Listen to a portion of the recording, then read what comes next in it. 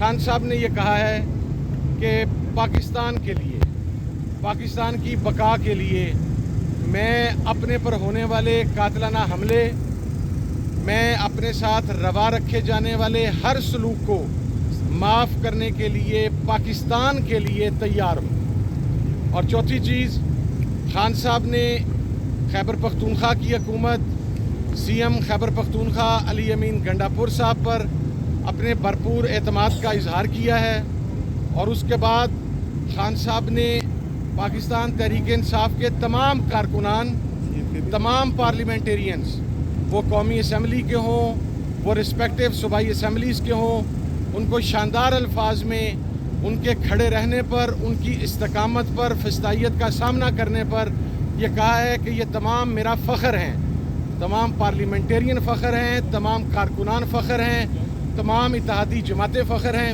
اور خان صاحب نے کرم کے معاملے کے اوپر سی ایم کے پی کے علی امین گنڈاپور صاحب اور راجہ ناصر عباس صاحب سے خصوصی گفتگو کی۔ اس کے اندر اسپیکر صاحب نے، عمر ایوب صاحب نے، سلمان اکرم راجہ صاحب نے اپنا فیڈ بیک دیا، اور خان صاحب نے اس بات پر زور دیا کہ جلد سے جلد اس مسئلے کو حل کرنا ہے اور اس کے حل کی طرف جانا ہے۔ یہ چند نکات تھے، چند پوائنٹس تھے، اور جو مطالبات ہیں وہ ہمارے دو ہی ہیں۔ وہ جو پہلے ہم نے کہا تھا کہ 9 مئی کے اوپر جو دوسری سائیڈ کا موقف ہے وہ ہمیں رسپانسیبل قرار دیتے ہیں، ہم بڑا کیٹیگرائز کر کے کہتے ہیں کہ ہم رسپانسیبل نہیں ہیں، دوسری سائیڈ رسپانسیبل ہے۔ تو اس کا بہترین حل یہ ہے کہ ایک ایسا جوڈیشل کمیشن بنے جو سپریم کورٹ کے سینئر موسٹ ججز پر مشتمل ہو، تاکہ ایک غیر جانبدارانہ تحقیقات ہو سکے، سی سی ٹی وی فوٹیجز سامنے لائی جائیں۔ وہ لوگ جو ان سی سی ٹی وی فوٹیجز کے اندر موب کو پرووک کر رہے تھے، کیونکہ موب سائیکی آپ سمجھتے ہیں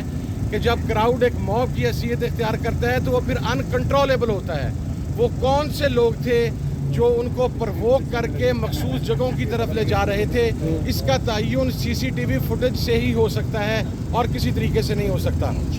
اور 26 نومبر کے اوپر دیکھیں، ہمارا بڑا واضح موقف ہے کہ گولی چلی۔ آج کی تاریخ تک جو ہمارے پاس ایگزیکٹ ڈیٹا ہے، ہمارے 13 کارکنان شہید ہیں، ہمارے 64 بلٹ انجریز ہیں، اور ہمارے مسنگ کارکنز جو ہیں ان کی تعداد 150 سے 200 کے درمیان ہے۔ اس کے اوپر ہمارا موقف بہت کلیئر ہے کہ یہ پاکستان کی عوام پر حملہ تھا، پاکستان کی جمہوریت پر حملہ تھا، اور اس حملے کے جو ذمہ داران ہیں، جنہوں نے یہ آرڈر دیا گولی چلانے کا، وہ اس کے رسپانسیبل ہیں۔ اس لیے ہم 26 کے اوپر بھی جوڈیشل کمیشن ڈیمانڈ کر رہے ہیں، 26 نومبر کے اوپر۔ اور اس کے ساتھ ساتھ جو دوسرا مطالبہ تھا میرا، وہ تمام جو سیاسی اسیران ہیں ان کی رہائی کا تھا، جو 9 مئی سے پہلے، 9 مئی کے بعد، 26 نومبر کے کیسز میں، مختلف جلسے جلوسوں کے، مختلف کارنر میٹنگز میں، نچلے لیول سے لے کے اوپر والے لیول تک، جو مختلف جیلوں میں ہیں، جن کا ٹرائل کمپلیٹ نہیں ہو رہا، جس کے اندر پروسیکیوشن کی طرف نہیں جا رہی، ان کے راستے میں روڑے اٹکائے جا رہے ہیں،